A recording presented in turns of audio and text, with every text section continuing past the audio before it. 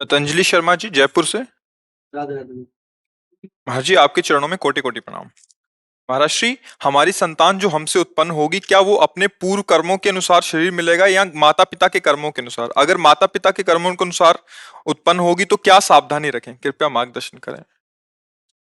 वो तो आएगा अपने ही कर्मों से, पर उसमें दुख और सुख का अनुभव तुम्हारे कर्म उसमें सम्मिलित होंगे। अगर आपने पूर्व में जो जीव पुत्र रूप में आ रहा है उसके साथ अभद्र कर्म किए हैं, तो आकर के जीवन भर आपको जलाएगा, आपको दुख देगा। और आपने भद्र माने मंगलमय कर्म किए हैं, तो जीव पुत्र बन के आएगा, तुम्हें सुख प्रदान करेगा। अब यदि इस समय भजन कर लो भगवान का, तो तुम उसके भी भाग्य को बदल सकते हो और अपने भी भाग्य को बदल सकते हो। ये भजन ही एक ऐसा कर्म है जो सब सुधार देता है। मार्कंडेय ऋषि के पिता महाराज मृकंड ने देखा, बहुत ज्योतिषाचार्य थे, कि 5 वर्ष में मेरे पुत्र की आयु खत्म है, मर जाएगा। बड़ी चिंता हुई कि जीवन भर भजन करते रहे, तपस्या की।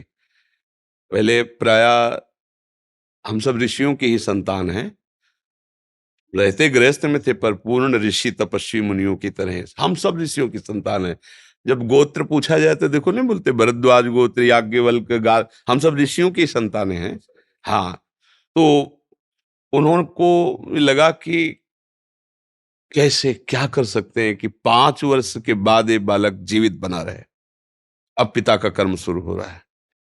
पूर्व संयोग इतने ही वर्ष का था, अब उनका नया कर्म काम कर रहा है।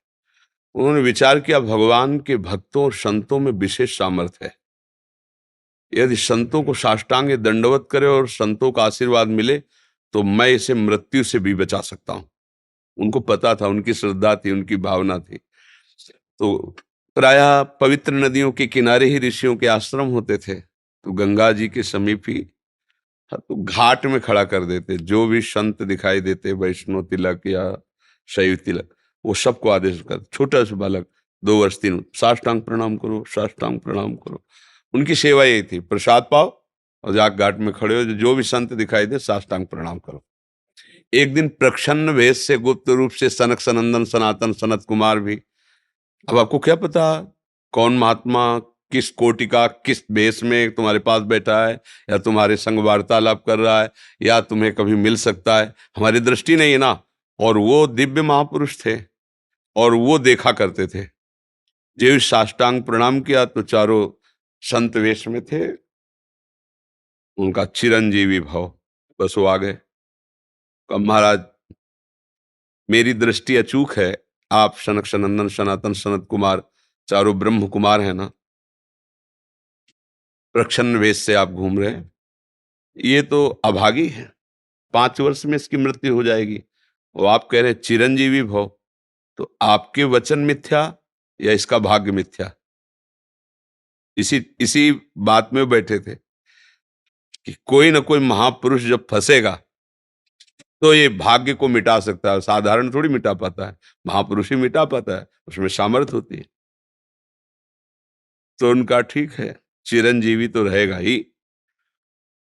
तुम्हारी ज्योतिष से तुमको पता है किस मिनट में किस सेकंड में मृत्यु होगी। उस दिन प्रातः से लेकर के और मृत्यु समय तक भगवान शिव के मंदिर में शिव का आलिंगन करके इसे बैठा देना, बस फिर और हम देख लेंगे। ऐसा ही किया। चारों ब्रह्म कुमार दरवाजे पे खड़े हो गए। तो ऐसे पुरुषों के पास यमदूत नहीं आते, साक्षात धर्मराज आते हैं। धर्मराज ने देखा सनक सनंदन सनातन सनत कुमार, तो उनका इस जीव का समय हो रहा है, आप आदेश करें तो मैं इसे ले जाऊं। नहीं, मैंने तो चिरंजीवी भव कहा है। बोले ब्रह्मा के आप पुत्र हैं, ब्रह्मा के द्वारा ही विधान किया जाता है। तो इतनी वार्ता हो ही रही थी कि भगवान शंकर प्रकट हो गए। उनका कि कुछ बदलना नहीं है, 5 वर्ष की आयु ना, हाँ 5 वर्ष ही रहे, मेरी आयु के 5 वर्ष रहे। भगवान ब्रह्मा जी एक सुई लेकर के ऐसे कमल में छेद देते, आका 1 वर्ष हो जाता है। वो क्रम जब समय का नहीं, जैसे उत्तरायण दक्षिणायन देवताओं के दिन रात, ब्रह्मा जी का दिव्य 100 वर्ष का जो आयु का विवरण है ना, उसको जब पढ़ो तो होश खराब हो जाएगी। एक दिन में 74 मनु बदल जाते हैं, इंद्र बदल जाते हैं एक दिन में। और भगवान का समय, वो जो ब्रह्मा जी का समय, निमेष, पलक झपकना, इतना, इतनी ब्रह्मा की पूरी आयु हो गई। 5 वर्ष उनके, आज तक मार्कंडेय जी जीवित है। उनको चिरंजीवी ऋषि कहा गया है मार्कंडेय जी का। अगर पिता भगवान का भजन करे तो अपने भाग्य और पुत्र के भी भाग्य को बदल कर जैसा चाहे वैसा कर सकता है। भावी मेट सकें त्रिपुरारी। अगर भजन बल है तो फिर आनंद ही आनंद है, नहीं तो दोनों के कर्म संयोग से ही संयोग बनता है। तो तुम्हारे पुत्र रूप में आ रहा है। अभी हमारा आपका पूर्व जन्म का कोई संयोग तो आपको देखते ही चिढ़ पैदा हो जाएगी। आप ऐसे वचन बोलेंगे कि मेरा हृदय जलने लगे, लगे ये आदमी क्यों आया हमारे सामने। वो हमारा कर्म है जो आपको भी जला रहा है, मेरे को भी जला रहा है, दोनों में द्वेष पैदा कर रहा है। और अगर अच्छा देखते ही ऐसा लगा कि मानो हमने बहुत समय से अपने प्रियजन को बाद में देख, ऐसा लगता है ये तो हमारे बहुत प्रिय, और देखकर आनंद है, आप जाओगे खुशी हुई, हमारे खुशी हुई, क्या हुआ। कर्म ही सबको दुख सुख देता है और कुछ नहीं। अगर कर्म को कोई मिटा सकता है तो भगवान का भजन मिटा सकता है दूसरा नहीं। खूब प्रभु का आश्रय लेकर के उनकी लीला गायन करो, नाम जप करो, सब ठीक हो जाएगा। और गर्भस्थ शिशु को भगवत चर्चा सुनानी चाहिए, उससे प्रभाव पड़ता है। जैसे माँ गर्भवती है तो चाहिए कि स्वयं स्वाध्याय करे, या फिर परिवार के जन कथा कह रहे हो चुपचाप शांति से बैठ के सुने और नाम जप करे, तो गर्भस्थ शिशु पर उसका प्रभाव पड़ता है।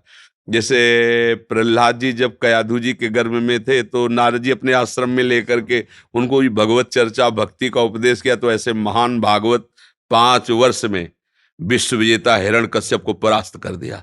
5 वर्ष की आयु प्रहलाद जी की है और विश्व शक्ति संपन्न हिरण्यकश्यप परास्त कर दिया।